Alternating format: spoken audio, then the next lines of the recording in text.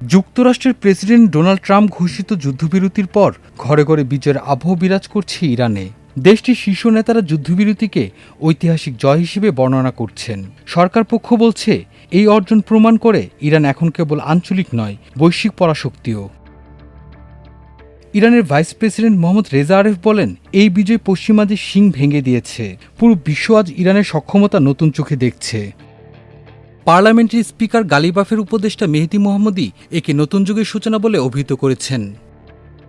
রাষ্ট্রীয় টেলিভিশনে দেওয়া বক্তব্যে ইরানের পারমাণবিক শক্তি সংস্থার মুখপাত্র বেহরুজ কামালভান্দি বলেন, পারমাণবিক কর্মসূচি এখন আর কেউ থামাতে পারবে না।